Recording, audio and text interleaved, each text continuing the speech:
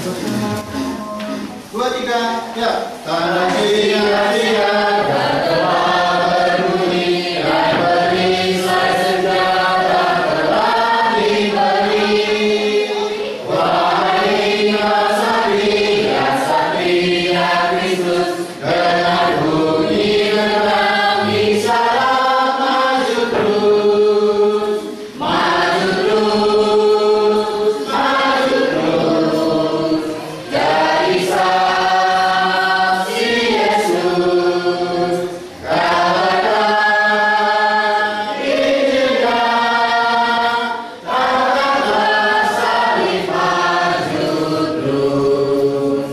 Berteguhlah gerak bariskan langkahmu, dengan salibkan Injil geraklah maju. Wahai satria Kristus, di pundakmu tergantung pesan penebus. Maju terus, maju terus, jadi saksi Yesus, kabarkan Injilnya, angkatlah salib maju terus. Kaburkanlah benih Injil Tuhan kita, karena hidup kekal hanya dalam Dia. Wahai satria Kristus, jangan bimbang tunaikan tugasmu terus. Maju terus, maju terus, jadi saksi Yesus, kabarkan Injilnya, angkatlah salib maju terus.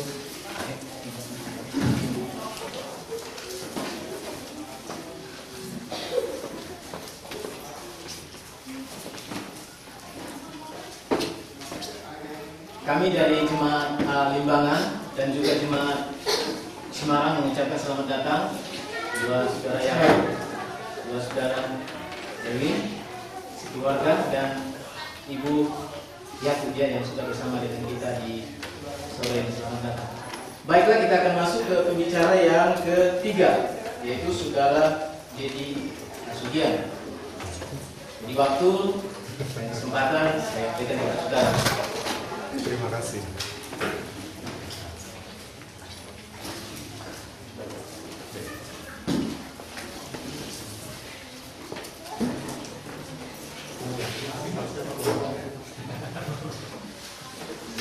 Selamat sore semuanya. Saya ingin membawa kita mengingat jam lalu lah. Ada yang bisa memberikan keterangan siapakah Eutikus itu? Tersembun semua langsung ya, ketika ada di mana? Salah seorang pendengar Paulus ketika ia berkhotbah lalu jatuh dari jendela, lalu mati. Tidur ya, sudah tidur ya. Khotbahnya kelamaan. Khotbahnya kelamaan. Saudara, jam segini katanya jam kritis ya. Apalagi yang tadi malam baru sampai, terus nonton bola. Wah, pokoknya udah kritis deh sekarang. Ngantuk. Ada berita buat saudara semua. Saya bukan Paulus. Guru Eutikus ngantuk, jatuh, dan tertidur pada saya. Terus Paulus bisa membangkitkannya. Tapi kalau sekarang, saya bukan Paulus. Resiko sendiri ya. Resiko tanggung sendiri. Oke. Saya memberikan perhatian sebesar-besarnya ke Bapak Somo ya, tadi sutradara drama. Nanti lain kali kalau mau buat, tolong aja saya. Kalau dengan tema drama yang tadi, nanti tolong tunjuk saya sebagai tiang penopang. Kan kalau ada tembok, fondasi, genteng, saya ini tiang. Gede sih. Tiang penopang. Tenang aja, saya paling rendah hati kok. Ya, saya ucapkan terima kasih saudara semua, khususnya kepada para panitia atas undangannya untuk membagikan renungan dalam acara kumpul jemaat ya di bulan ini. Saya ucapkan terima kasih dan saya sampaikan salam dari istri dan saudara yang lainnya di Bandung. Mohon maaf karena tidak bisa hadir dan ya diucapkan selamat berseminarlah, nikmati seminarnya, nikmati persekutuannya. Saya mendapatkan topik untuk sore ini yaitu saling mempedulikan. Topiknya saling mempedulikan. Saudara, sebetulnya materi khotbah saya sudah diambil oleh saudara Marolo dan saudara Hendrik tadi. Hampir sebagian besar sudah dituangkan dalam pengajaran-pengajaran yang tadi sudah diberikan. Tapi nggak apa-apa, nanti kita coba lihat dari sudut pandang yang lain. Saya ingin mengutip suatu pernyataan dari sebuah film, kalau tidak salah film 2012 ya. Dikatakan seperti ini, berkenaan dengan sikap saling mempedulikan. Umat manusia akan punah ketika kita berhenti peduli satu dengan yang lain. Umat manusia akan punah ketika kita berhenti untuk peduli satu dengan yang lain. Itulah topiknya, saling mempedulikan. Dikaitkan dengan tema membangun kebersamaan keluarga Kristen menuju keselamatan. Saling mempedulikan, lalu membangun keluarga Kristen menuju keselamatan. Mungkin secara sederhana bisa saya katakan seperti ini. Keluarga Kristen harus saling mempedulikan supaya selamat. Setuju nggak? Setuju? Keluarga Kristen harus saling mempedulikan supaya selamat. Kalau dikatakan dengan yang lain, setuju? Tidak peduli adalah tidak selamat. Setuju? Kalau setuju kita ulangi. Tidak peduli adalah tidak selamat. Kalau ulangi, tidak peduli adalah tidak selamat. Setuju? Terima kasih. Tidak suka ya. Enggak. Itulah kesimpulannya. Tidak peduli, tidak selamat. Syarat untuk selamat peduli. Betul? Tapi untuk melihat apa sih dasar firman-Nya supaya kita bisa berbicara demikian, tidak peduli makanya tidak selamat. Mari kita buka kitab Matius. Matius pasal 25.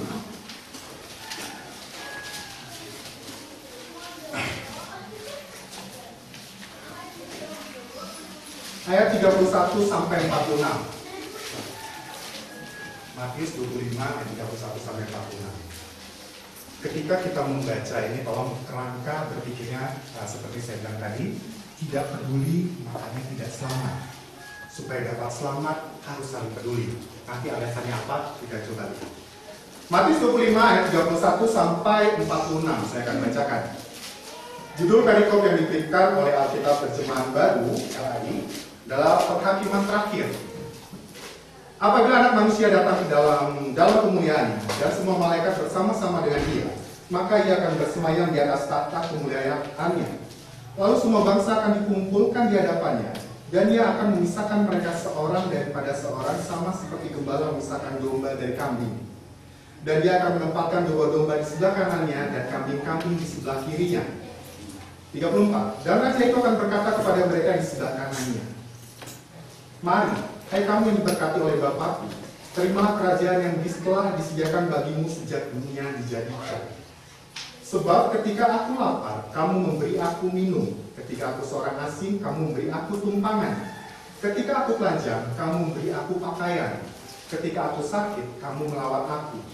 Ketika aku di dalam penjara, kamu mengunjungi aku. Ayat 37. Maka orang-orang benar itu akan menjawab dia, katanya, Tuhan, bila manakah kami melihat engkau lapar, dan kami memberi engkau makan, atau haus, dan kami memberi engkau minum? Bila manakah kami melihat engkau sebagai orang asing, dan kami memberi engkau tumpangan, atau telanjang, dan kami memberi engkau pakaian?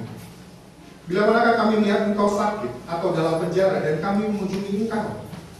Dan Raja itu akan menjawab mereka, aku berkata kepadamu, sesungguhnya segala sesuatu yang kamu lakukan untuk salah seorang dari saudaraku yang paling hina ini, kamu telah melakukannya untuk aku. Ayat 41. Dan ia akan berkata juga kepada mereka yang sebelah kirinya, menyala dari hadapanku, hai kamu orang-orang terkutuk.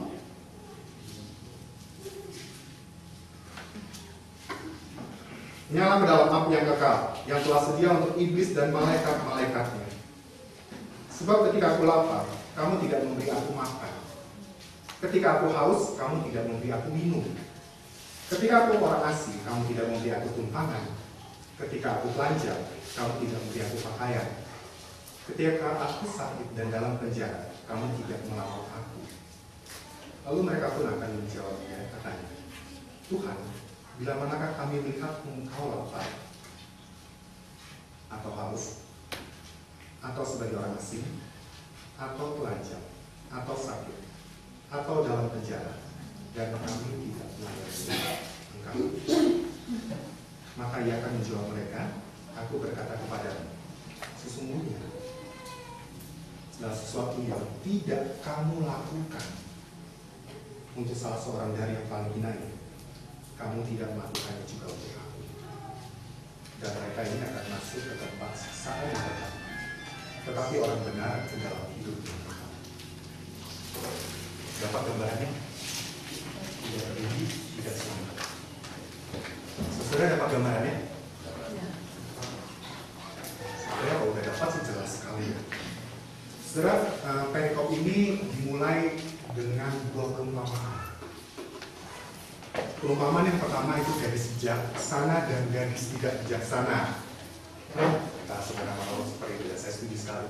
Gadis itu tetapi gadis yang tidak bijaksana. Kemudian dilanjutkan dengan perumpamaan tentang talenta. Bila kita perhatikan perumpamaan tentang gadis bijak dan bodoh, kita bisa perhatikan kesimpulannya dalam ayat 13. Mari kita perhatikan.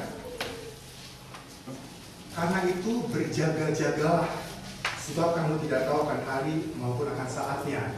Dan perikop ini pun sudah dikutip oleh pembicara sebelumnya. Tugas bagi seorang Kristen berjaga-jaga. Tanggung jawab pribadi, berjaga-jaga.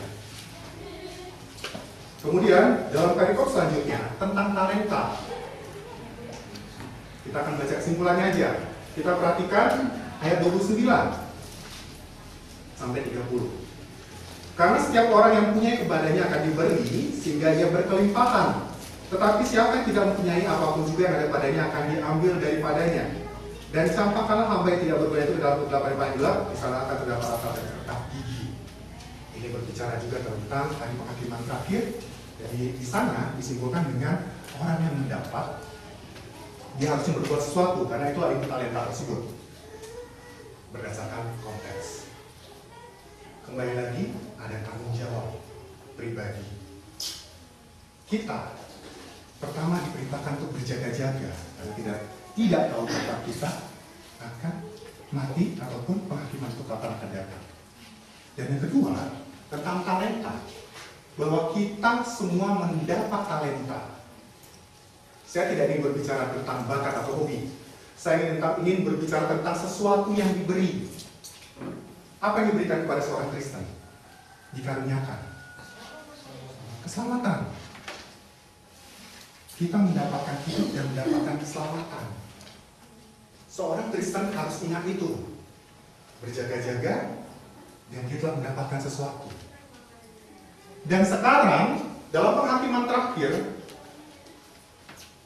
dibicarakan tentang dua kelompok, domba dan kambing. Ada kelompok yang memanfaatkan talentanya dengan berbuat sesuatu, peduli. Ada yang tidak memanfaatkan talentanya, tidak peduli. Kita bicara konteks. Maaf kalau saya sedikit nanti ada istilah-istilah teknis. Maaf, ya tapi ya seperti itulah. Tapi kalau kita melihat konteks, talenta di sana sebenarnya berbicara tentang sesuatu yang telah diberikan kepada kita dan kita bertanggung jawab untuk berbuah. Di perikop penghakiman terakhir, buahnya yang dituntut adalah kepedulian. Di perikop penghakiman terakhir, yang dituntut kepedulian. Saudara, saya akan mengajak kita untuk melihat konstruksi Matius 25 ayat 31 sampai 46. Dalam penghakiman tersebut ada pemisahan yaitu domba dan kambing. Dikatakan domba dimasukkan ditaruh di kanan, kambing ditaruh kiri. Saya tidak akan bahas secara detail kenapa domba, kenapa kambing. Saya tidak tahu. Nanti banyak tafsiran tentang itu, tapi itulah yang dikatakan domba dan kambing. Domba dikatakan adalah orang-orang benar yang berbuat sesuatu demi saudaranya. Kambing dikatakan orang-orang terkutuk yang tidak berbuat sesuatu demi saudaranya. Bisa dikatakan domba adalah orang-orang benar yang peduli. Kambing adalah orang-orang terkutuk yang tidak peduli. Apa yang didapat? Dikatakan domba menerima kerajaan yang telah disediakan sebelum dunia dijadikan. Saya tidak mau membahas itu terlalu teknis, tapi itulah yang dikatakan, telah akan menerima kerajaan yang telah disediakan sebelum dunia dijadikan. Kambing yang tidak peduli ini dikatakan akan kenyang ke dalam api yang kekal yang disediakan untuk iblis dan malaikat. Itulah kelompoknya orang yang tidak peduli iblis dan malaikat. Dan di ujung dalam ayat 46 dikatakan bahwa mereka yang benar akan masuk ke dalam hidup yang kekal, dan mereka yang terkutuk yang tidak benar akan masuk dalam siksa yang kekal. Saya sebenarnya paling tidak suka mengkhotbahkan neraka supaya orang takut. Membuat takut orang itu bagi saya nggak bijaksana. Saya lebih suka melihat kita semua merenungkan mengapa kita harus menjadi orang Kristen yang diinginkan Tuhan. Walaupun memang neraka sih takut, tapi saya tidak suka memaksa kita untuk takut. Saya ingin mengajak kita melihat bahwa mengapa kita harus menjadi orang Kristen yang sejati. Saya mengutip pernyataan Saudara Maralo, orang Kristen yang sejati. Mengapa? Dan jawabannya bukan supaya jangan masuk neraka, bukan. Jawabannya saya nggak mau itu. Mengapa saya harus jadi orang Kristen yang sejati? Ini ada beberapa hal. Yang pertama, saudara, karena kita diciptakan sesuai dengan gambar dan rupa Allah. Kejadian 1 ayat 26-27. Kita diciptakan sesuai dengan gambar dan rupa Allah. Sedangkan Allah itu secara natur adalah kasih. 1 Yohanes pasal 4 ayat 7 sampai 21. Mari kita buka 1 Yohanes pasal 4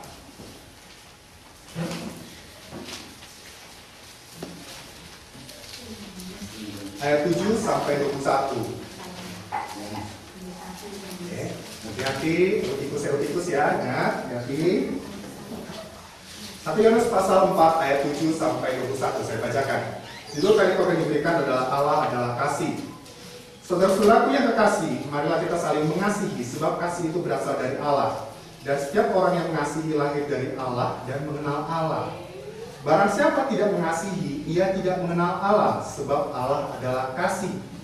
Dalam hal inilah kasih Allah dinyatakan di tengah-tengah kita, yaitu bahwa Allah telah mengutus anak yang tunggal ke dalam dunia supaya kita hidup olehnya. Inilah kasih itu, bukan kita yang telah mengasihi Allah, tetapi Allah yang telah mengasihi kita, dan yang telah mengutus anaknya sebagai perdamaian bagi dosa-dosa kita. Saudaraku yang kekasih, jikalau Allah sedemikian mengasihi kita, maka haruslah kita juga saling mengasihi. Sekarang ada tambahan, bukan hanya karena kita diciptakan sesuai dengan gambar dan rupa Allah yang adalah kasih itu, malas kami tambahkan bahwa Allah sudah mengasihi kita. Karena itu kita wajib mengasihi. Lanjutkan. Tidak ada seorang pun yang pernah melihat Allah. Jika kita saling mengasihi, Allah tetap dalam kita dan kasih-Nya sempurna dalam kita. Demikianlah kita ketahui bahwa kita tetap berada di dalam Allah dan Dia di dalam kita. Ia telah mengaruniakan kita mendapat bagian dalam Roh-Nya. Dan kami telah melihat dan bersaksi bahwa Bapa telah mengutus Anaknya menjadi juru selamat dunia.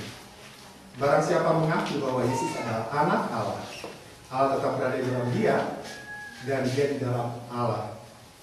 Kita telah mengenal dan telah percaya akan kasih Allah kepada kita. Allah adalah kasih dan barang siapa tetap berada dalam kasih, ia tetap berada dalam Allah dan Allah di dalam Dia. Dalam hal inilah kasih Allah sempurna dalam kita, yaitu kalau kita mempunyai keberanian percaya pada hari penghakiman. Karena sama seperti Dia, kita juga ada dalam Dia ini. Di dalam kasih tidak ada ketakutan. Kasih yang sempurna melenyapkan ketakutan, sebab ketakutan mengandung hukuman.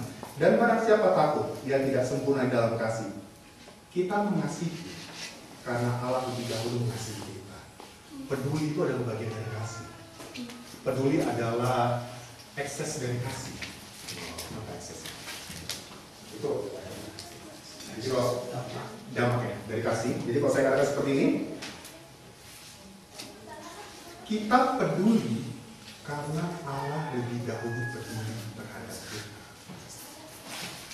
Jika seorang berkata, aku mengasihi Allah, dan ia benci saudaranya, maka ia adalah pendusta.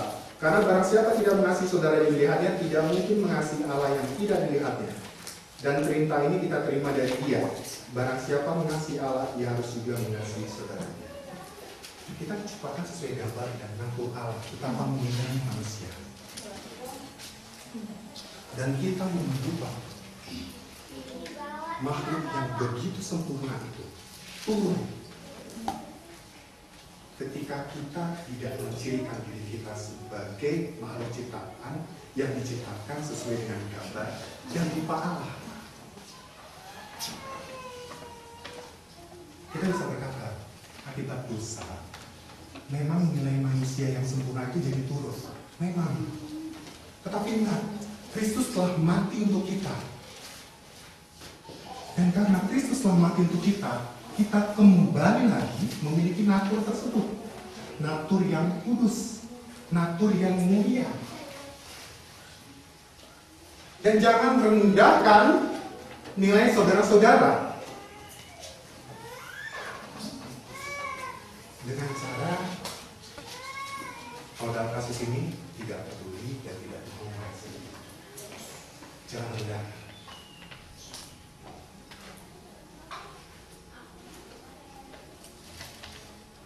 Yang ketiga, mengapa harus peduli dan mengasihi? Saudara, tadi dikatakan bahwa orang Kristen itu adalah tubuh dari Kristus. Kristus adalah kepala dan tubuh adalah jemaatnya. Betul seperti itu ya? Betul? Oke, saya minta tahu seperti itu. Filipus kan namanya? Begini. Kalau kita mencoba merenungkan analogi yang diberikan oleh Paulus, ini adalah tubuh, ini adalah kepala. Kristus yang mana? Kepala. Ya. Ini jemaat. Kalau ini kita bilang tubuh, yang adalah jemaat, dan ini Kristus, apa ini foto sini? Nanti semua masuk ke depannya. Oke, ini adalah tubuh jemaat, ini adalah Kristus sebagai kepala. Ini apa? Hendrik. Yang pasti bukan jemaat dan bukan Kristus sebagai kepala. Betul? Oke, sekarang kepala memerintahkan untuk berjalan. Kamu diam. Bisa nggak terjadi seperti itu? Bisa nggak kepala memerintahkan untuk berjalan, terus tubuh menolak untuk berjalan? Nggak bisa ya? Males. Hah? Males. Ya. Itu khusus untuk saudara monolog. kalau dalam kasus malas dia bisa seperti itu. Bisa seperti itu. Kepala perintahkan berjalan. Tapi dia nggak mau berjalan. Bisa seperti itu? Nggak bisa. Sekarang kalau kepala perintahan berjalan, kalau ini yang berjalan, ini mau bisa? Kepala siapa yang memerintahkan Bapak ini untuk berjalan? Kepala siapa? Enggak, kepala Dedi. Kepala Dedi, kan saya yang memerintahkan bersama. Saudara, tolong renungkan itu, tolong renungkan. Dalam arti, ketika Kristus katakan peduli, tangan harus peduli, terus dia nggak melakukan, apakah dia termasuk dalam bagian tubuh Kristus? Enggak. Orang Kristen yang nggak peduli, apakah dia bagian dalam jemaat? Enggak. Makanya saya katakan renungkan analogi itu, kepala dan tubuh. Seorang Kristen yang sejati, mengutip pembicaraan Saudara Marolo, akan melakukan perintah kepala. Tadi Yohanes 14 ayat 15 dikatakan, jikalau engkau mengasihi aku, silakan duduk dulu. Jikalau engkau mengasihi aku, engkau akan melakukan segala perintahku. Tapi apakah itu betul-betul masuk, betul-betul tenggelam dalam diri kita? Oke, itu hanya apa ya? Jargon aja, semboyan, kayak calon gubernur itu berkumis gitu. Seperti itu. Jangan pernah berani mengaku tubuh Kristus, jangan pernah berani mengaku sebagai jemaat Kristus kalau Anda tidak melakukan perintah Kristus sebagai kepala. Gak mungkin itu tubuh orang lain. Kepala secara logis akan memerintahkan bagian tubuh, dan bagian tubuh otomatis akan melakukan perintah kepala. Tidak mungkin jempol memberontak terhadap kepala, gak mungkin. Karena sumbernya selalu di sini. Gak mungkin. Seseorang yang mengaku jemaat Kristus tetapi tidak melakukan perintah Kristus itu hidup dalam mimpi.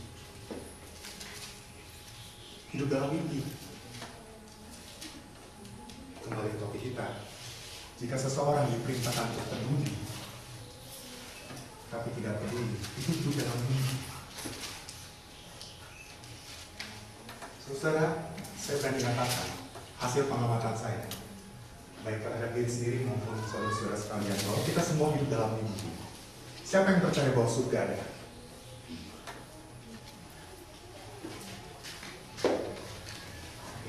Inilah tubuh Kristus itu. Udah jelas-jelas tubuh Kristus mengatakan ada kehidupan yang kekal, surga ada sebenarnya. Siapa yang percaya bahwa surga ada? Kita tidak hadir kita di sini. Hah?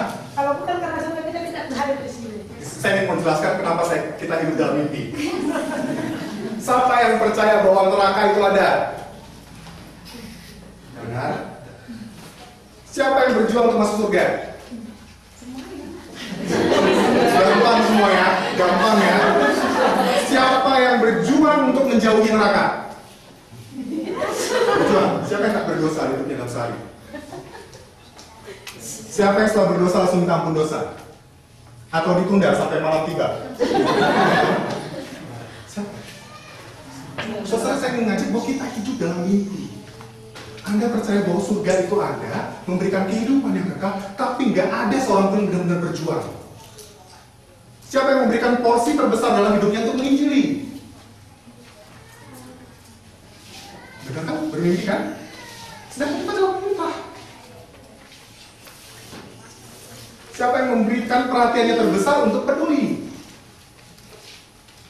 Dan lucunya, setelah kita sadar bahwa kita tidak melakukan perintah, kita masih berharap bisa masuk surga. Mimpi. Kata itu lagi. Hanya karena kasih karunia. Jauh. Hanya karena kasih karunia. Maka kabarkan Injil ke seluruh dunia, asal jangan saya.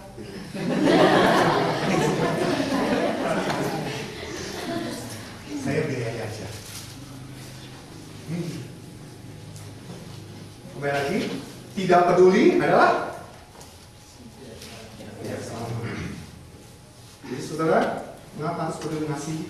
diciptakan sesuai gambar dan rupa Allah yang adalah kasih.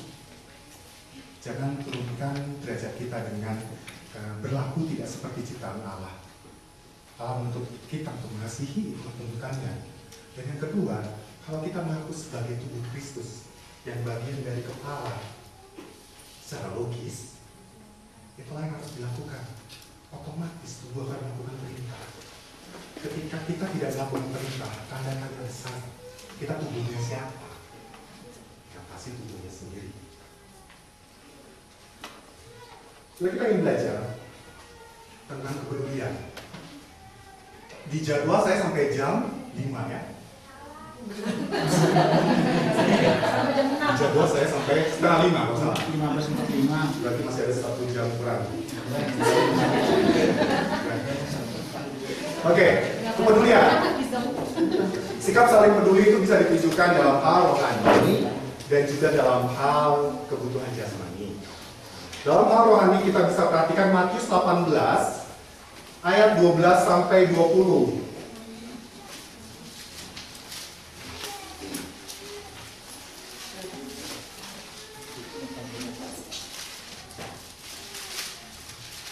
Matius 18 ayat 18 sampai 20. Di situ ada perumpamaan tentang domba yang hilang. Kemudian tentang menasihati sesama saudara. Saya percaya kita sudah pernah baca. Kalau belum membaca, ya tolong baca.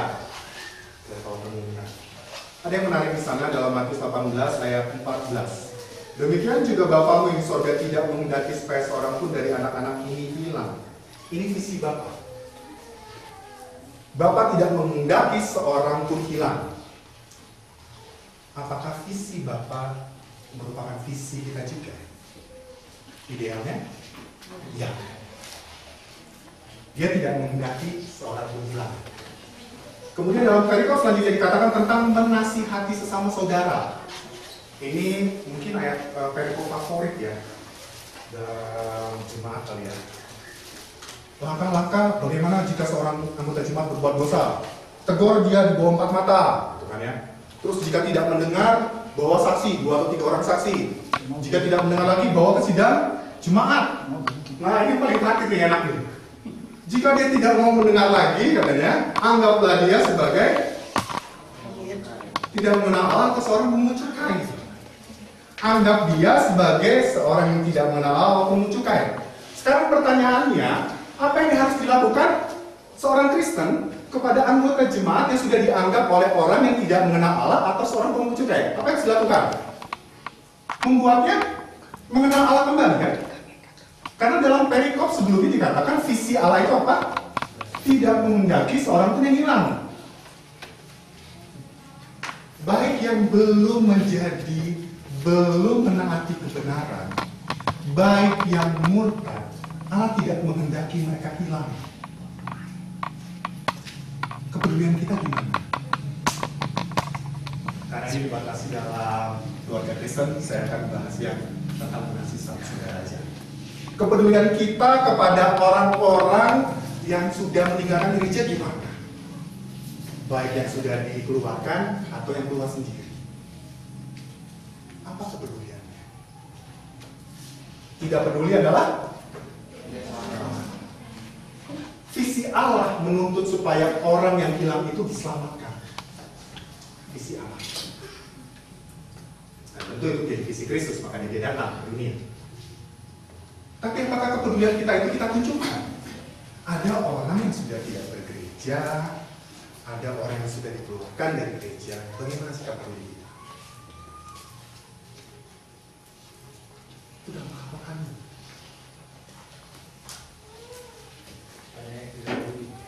Banyak yang tidak peduli. Salah satunya saya. Ya.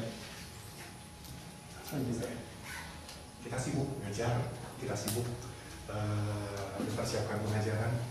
Kalau orang mau datang, nggak mau datang, itu tanggung jawab dia Tuhan. Seperti itu ya. Itu pilihan dia untuk keluar dari gereja. Itu pilihannya. Saya sudah berkali-kali bicara sama dia dan dia nggak mau. Sudah, itu sudah pilihannya. Kepada tuntutan Tuhan lebih dari itu.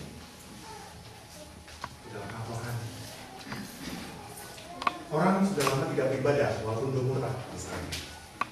Apa kemudian kita? Cukup karena telepon. Kadang-kadang kita pun tidak mau bertanya apa masalahnya.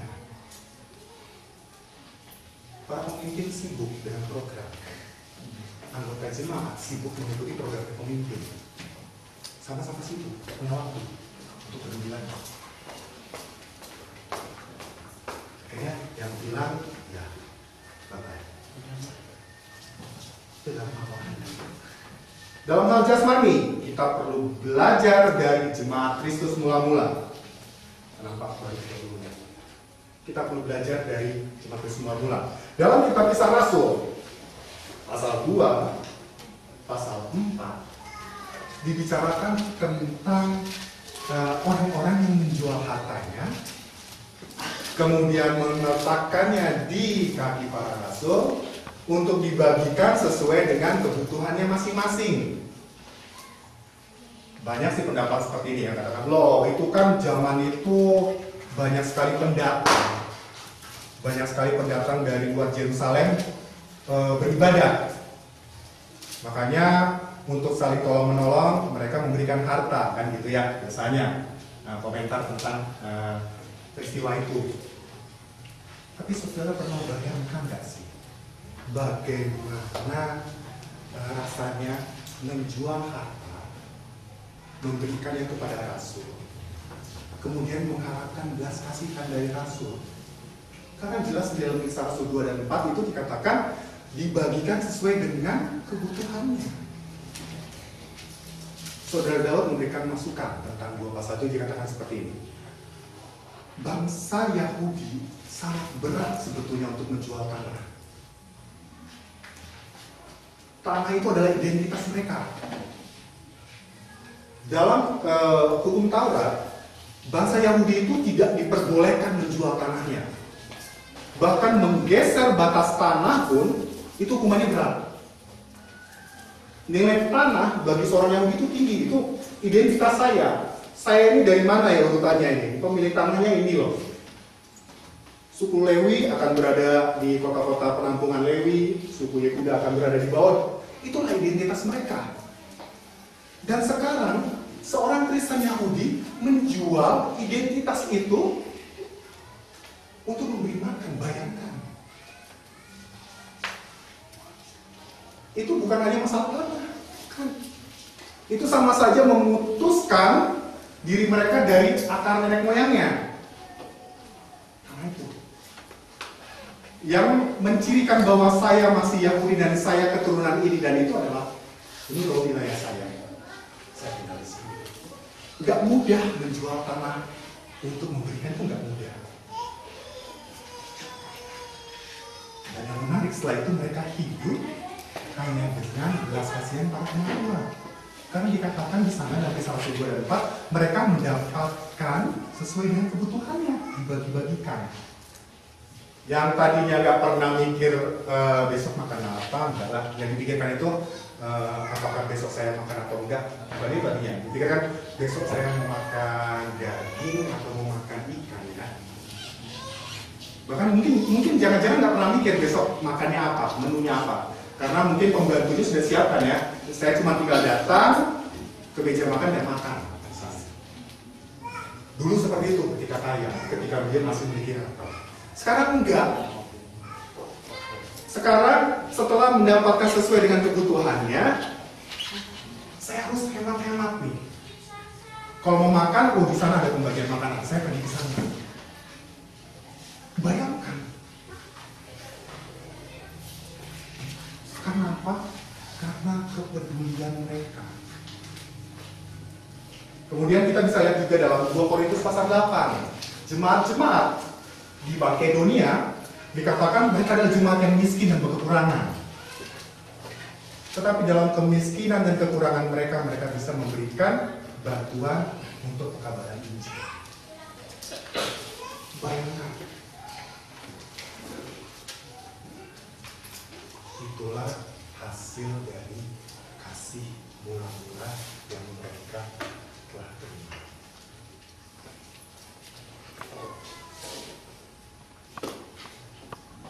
Saudara, diberikan sudah mau habis. Saya tidak akan sampai setengah 5. Ada hal-hal yang harus diperhatikan dalam hal peduli. Ada hal-hal yang harus diperhatikan. Sebenarnya untuk dapat peduli, kita harus melibatkan Allah. Seperti jemaat di Makedonia, bisa dibaca dalam 2 Korintus 8 pasal 5. Ini ayat yang indah. Setidaknya bagi saya, kita perhatikan 2 Korintus 8 pasal ayat 5.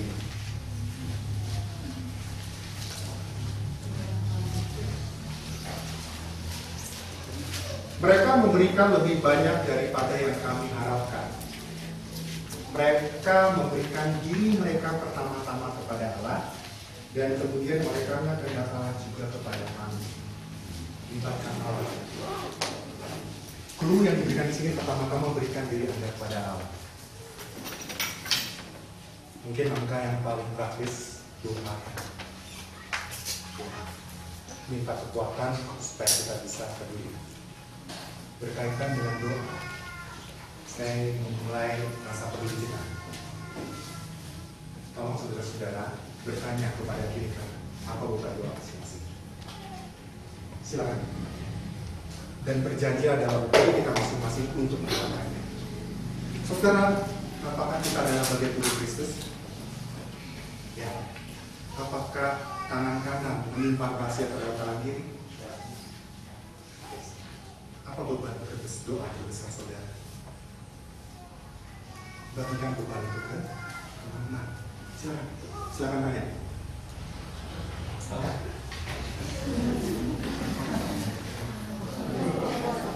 Ini yang menarik saudara. Ketika kita tanya beban doa, susah ya langsung apa gitu beban doa saya? Susah ya, nggak ada bebannya. Semuanya ngerti ya? Oke, tolong tanyakan di kiri kanan. Saya akan mendoakan Anda. Beban doa Anda apa? Apakah pergumulan tentang anak, pergumulan tentang studi, pergumulan tentang jodoh, tentang teman? Oke, tolong. Kalau kita minta satu Tuhan, jangan ada rahasia di antara kita. Untuk yang suami istri, tolong cari beban doa yang lainnya. Udah saling tahu kalau itu kan. Ayo, silakan.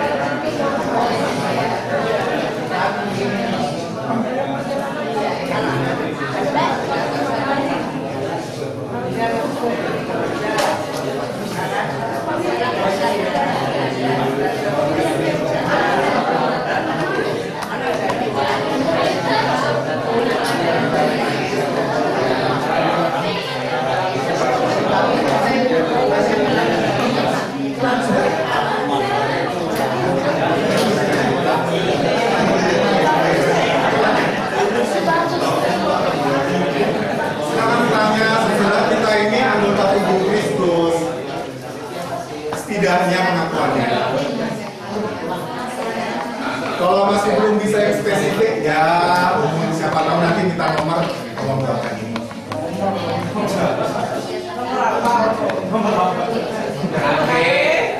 Oke?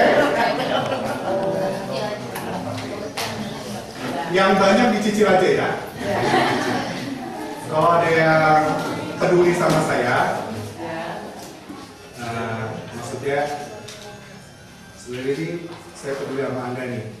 Nah, nanti apa beban doa Anda sekarang saya mungkin ya, nanti bisa ditemui.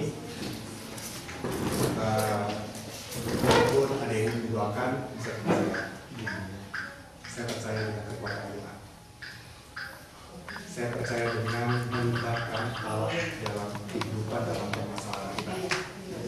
Saya percaya. Nah, sekarang saya percaya kita pun ingin tumbuh bersama sebagai tubuh Kristus.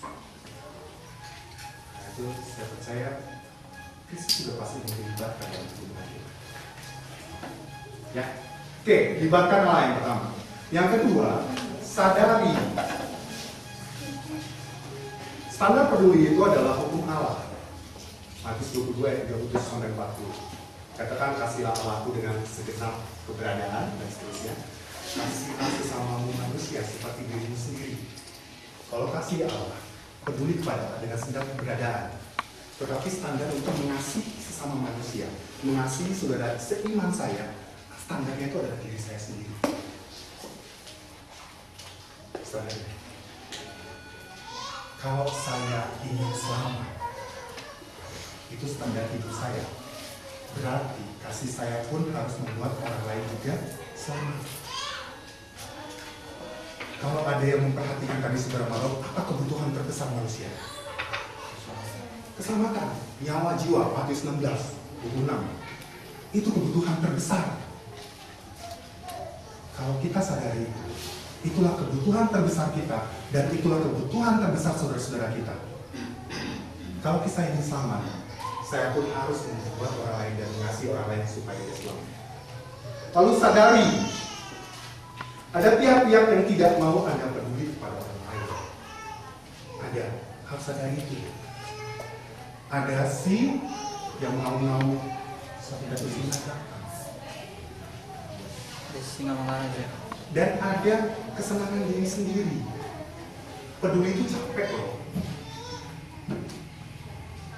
Untuk saling mempedulikan, berarti harus ada yang peduli dan harus ada yang dipedulikan. Ketika saya sudah berusaha keras untuk peduli, yang dipedulikan nggak mau juga, capek kan? Tiap pagi ketemu kasih sendal sama kayak sepedanya, udah. Saya sudah berulang kali ingin memberitakan firman, gitu kan? Sudah bicara tentang firman, nggak masuk juga ke gereja. Berat. Selalu ada godaan untuk kita peduli. Lalu sadari, kita bisa tidak peduli karena kekhawatiran. Ini khususnya dalam hal jasmani biasanya. Kekhawatiran akan masa depan membuat manusia menumpuk kebutuhan. Saya senang sekali bahwa Bapak kami mengajarkan seperti ini. Bapak kami di surga, dikuduskanlah namamu, dan seterusnya. Ya, berikanlah kami pada hari makanan kami secukupnya. Senang sekali kata-kata itu. Kenapa? Permintaan kita adalah makanan yang secukupnya. Pertanyaannya kalau lebih, simpan, gitu ya. Tanggung jawab dong. Kita kan minta secukupnya. Ya, cukup satu rumah. Itu ya, cukup dua rumah. Itu cukup. Karena nanti kita bisa berkata bahwa itu sifatnya relatif. Tapi itu menarik sekali. Tuhan mengajarkan kita untuk meminta secukupnya. Pertanyaannya, Tuhan kasih lebih, kemana lebihnya? Dalam kitab 2 Korintus pasal 8 dan seterusnya dikatakan, orang yang memberikan lebih bukan karena kelebihannya, tetapi supaya ada keseimbangan. Ada yang kekurangan, ada yang kelebihan. Tanggung jawab. Tuhan berkati saya hari ini. Oke, saya berkati Anda. Sekarang Anda memiliki tanggung jawab atas berkat yang Tuhan berikan. Yang kelima, sadari bahwa kita bisa peduli tapi tanpa dasar kasih. Peduli saya kasih kutip. Kita bisa peduli tapi tanpa dasar kasih. Mari kita perhatikan 1 Korintus pasal 13. Ini harus dibaca. 1 Korintus pasal 13 ayat 1 sampai 3. Maaf, 1 sampai 3. kasih. Sekalipun aku dapat berkata-kata dengan semua bahasa manusia dan bahasa malaikat, tetapi jika aku tidak mempunyai kasih, aku sama dengan gong yang berkumandang dan canang yang bergelincir. Ini tong kosong dan bunyinya ya. Sekalipun aku mempunyai karunia untuk bernubuat dan aku mengetahui segala rahasia dan memiliki seluruh pengetahuan, dan sekalipun aku memiliki iman yang sempurna untuk memindahkan gunung, tetapi jika aku tidak mempunyai kasih, aku sama sekali tidak berguna. Pernahkah kita bayangkan, kita mempunyai iman loh yang bisa memindahkan gunung, iman yang sempurna. Tetapi bisa kita memiliki hal tersebut tanpa kasih. 3. Dan sekalipun aku membagikan segala sesuatu yang ada padaku, bahkan menyerahkan tubuhku untuk dibakar, tetapi jika aku tidak mempunyai kasih, sedikit pun tidak ada faedahnya bagiku. Ini bukan menyentil ini ya, kegiatan pemuda, mungkin dorongan. Dan nanti kita bisa berbagi macam-macam. Tapi ingat, inti pertama dari kasih.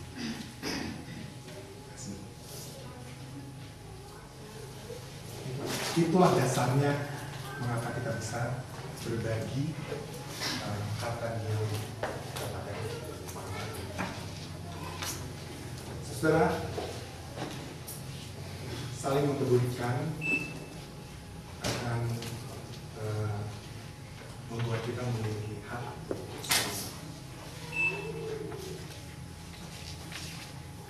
Dan satu ayat yang indah akan menutup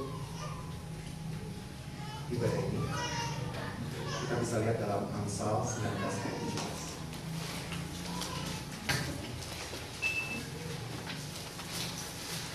Saya tidak mau berpoin dengan tafsir atau apa, tapi kita melihat aja ini kalimat ini indah sekali. Amsal bisa seperti ini. Amsal 19 ayat 17.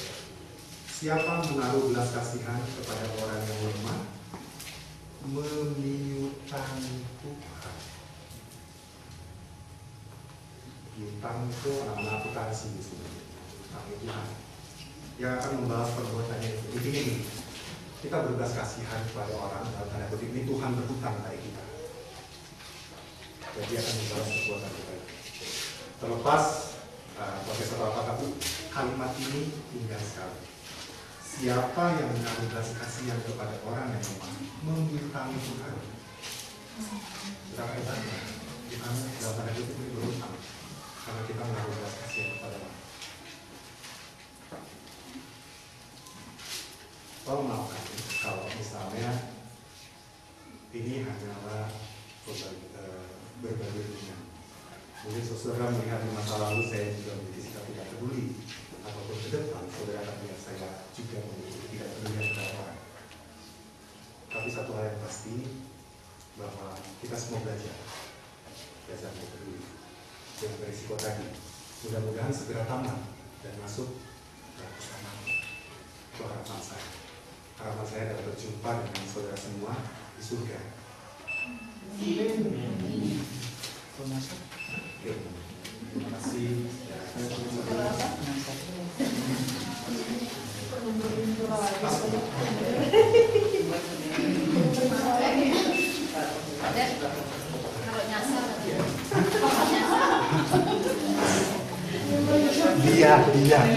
Dia yang nyasar. Kita mengucapkan banyak terima kasih kepada saudara Dedi yang sudah membawakan firman Tuhan untuk kita bersama-sama di sore ini. Kiranya firman Tuhan yang sudah dibawakan itu dapat tertanam di dalam hati kita dan dapat kita praktekkan. Yang walaupun tadi dikatakan agak susah, tetapi adalah keharusan bagi kita untuk peduli kepada saudara-saudara seiman kita. Baiklah, untuk menyambut firman Tuhan yang kita sudah dengarkan secara bersama-sama, kita akan puji Tuhan di nomor yang ke-85. Nomor 85.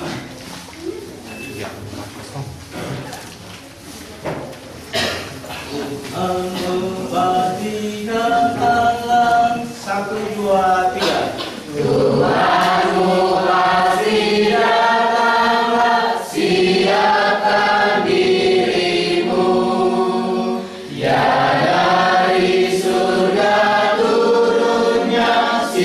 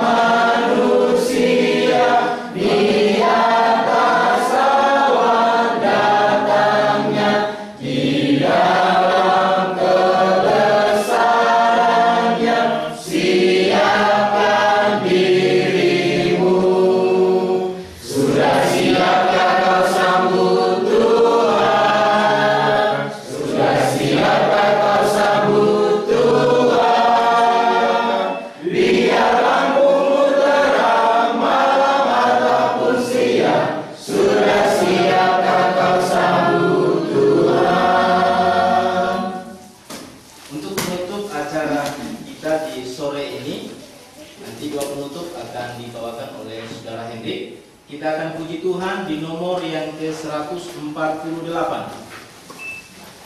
Nomor 148.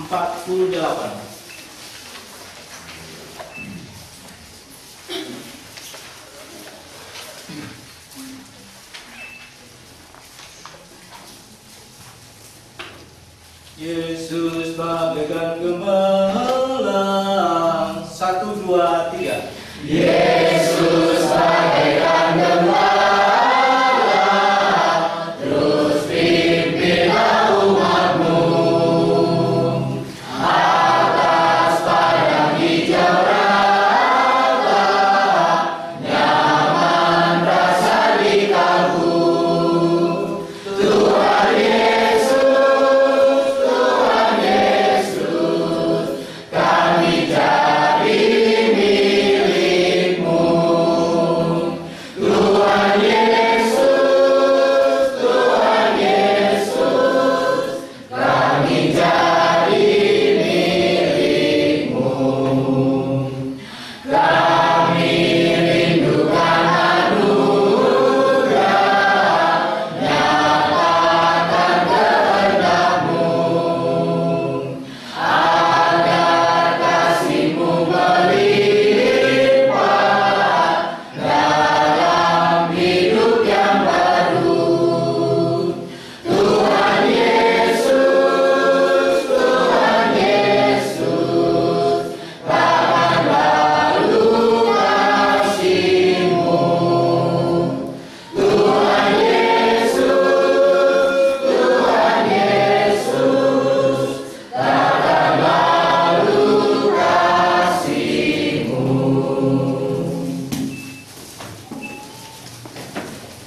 Mari kita berdoa.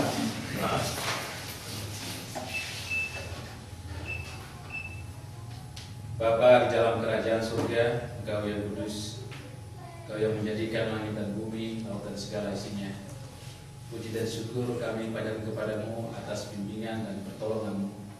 Engkau menyertai kami pada hari ini, mulai dari pagi hingga pada sore hari dalam kegiatan yang kami laksanakan ini. Bapa, kami juga telah mendengarkan firman. Kiranya Engkau senantiasa membimbing kami supaya kami mengikat tali kasih persaudaraan di dalam Engkau ya Bapa. Bapa, terima kasih banyak Engkau telah mengutus anak-Mu untuk korban mati di kayu salib demi kami, sehingga kami dapat hidup di dalam Engkau dan saling mengasihi satu dengan yang lainnya. Untuk itu bimbinglah kami dalam kehidupan setiap hari, agar kami menjadi manusia yang berguna di dalam Engkau ya Bapa. Bapa dalam kerajaan surga, kami serahkan seluruh kehidupan kami di dalam tangan-Mu. Bimbing kami dan lindungi kami ya Bapa. Bapa di surga, kami juga berdoa memohon kepadamu pada saat ini kami akan mengikuti acara kami, sertai kami, dan sebentar lagi kami akan istirahat. Engkau bimbing dan jaga kami, hingga esok hari kami dapat kembali bertemu untuk melanjutkan mempelajari firman-Mu di tempat ini ya Bapa. Bapa, terima kasih banyak. Berikanlah kepada kami kekuatan dan juga kesehatan ya Bapa. Doa ini kami minta kepadamu di dalam nama Tuhan Yesus Kristus, Juru Selamat kami. Amin.